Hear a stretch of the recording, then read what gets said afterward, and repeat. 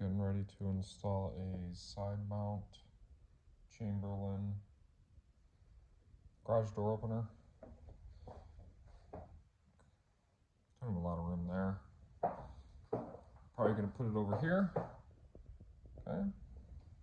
Getting rid of my Craftsman. Works just fine, but I have a lift and I want to get this thing higher.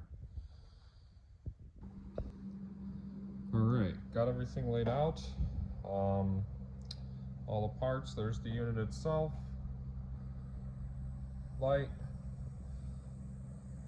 This looks like it'll be a locking mechanism for the garage. Oops, that's it. So, and I'll do my best to document this and see how easy this thing is to install. Alright, step one is to put these in by finger tight, don't tighten them down. And then you want to slide this on whatever side of the motor you want it to be on, and then turn these down another quarter to a half turn. Alright, now we mounted it up. You want to drill your pilot holes here, okay? And then you want to secure these down. Get them down to where they're touching your torsion bar here, and then go another 3/4 to a full turn. And then that should be tight enough. And then after you drill your pilot holes, you want to zap those down, okay? And then go ahead and tighten those down, okay? Alright. So you want to make sure it's parallel and parallel, okay? Nice and square. So right now, that's what we're looking at. Now we add the emergency release strap. You're just going to make a knot however length you want and then cut off the rest. I did a little burn here so it doesn't fray. Alright, next you're going to use this template, put it up here wherever you want it, and I did a second one up so if it goes up it'll just hit that, and drill your holes according to the template. To drill your holes, this will make your life a lot easier rather than looking for a bunch of giant drill bits. So get yourself one of these things, these step drill bit things. Alright, now we got this bolted up. Screw. And to double check this, that's how it would work. So it looks like we're good to go. Alright, so to hook up, sorry if it's a little dark, to hook up the automatic lock, okay, it's right there. I zip tied it, the extra slack, staple it next to the wall, secure it up, and it's going to go underneath in here, and then it's going to plug in right there. Okay. Alright, now that we got the automatic lock set up, it looks like we're going to put in the button, goes in by the door. Looks like red and white. Well, I do have did come with a roll of wire here, a red and a white. So I'm going to assume it's for that. Plus on the back here you have white and red, even though it's just a red striping. I'm going to assume it's that because all the other wire I got is hooked up to something. So this is going to get hooked up to here. I'm going to run the lines, and then it's going to plug into there per the instructions. Alright, got the switch up by the door. Do your line.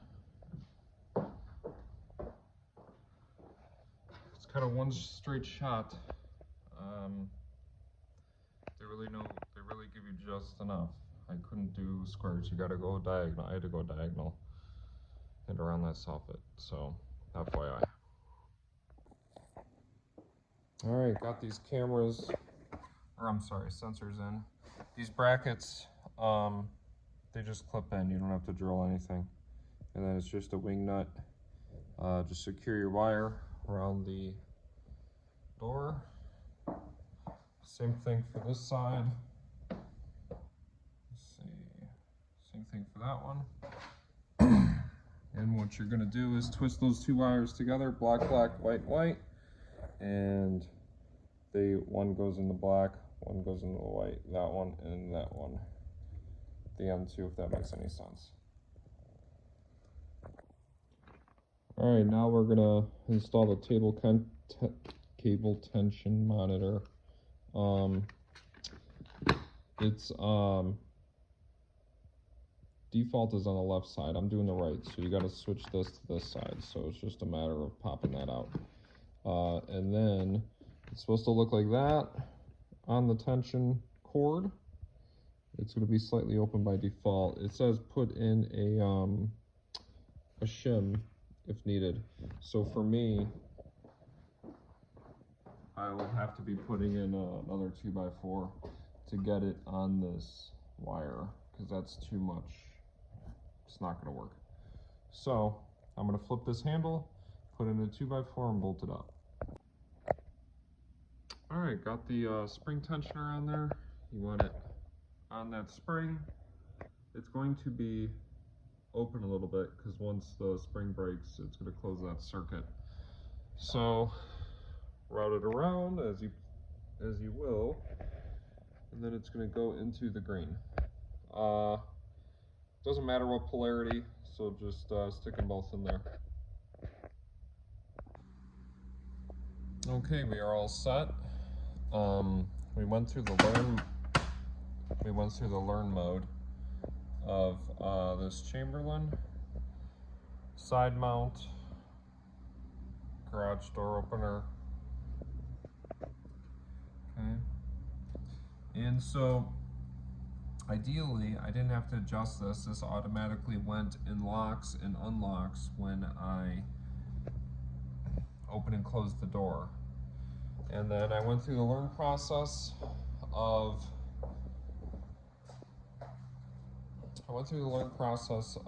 the max open, max closed. You're gonna have to read the directions on that. There is a procedure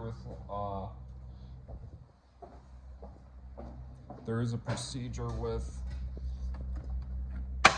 these buttons here. Okay, I believe you hold down the yellow one until it flashes slowly, and then you use this to go up and down. So this directions are pretty simple. I won't go through that. I just wanted to go through the actual install of this thing.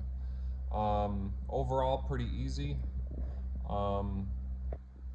Seems to work very quietly, and what's kind of nice is once you open this thing locks and unlocks automatically. So if you press the button here, so that's kind of cool, goes right past.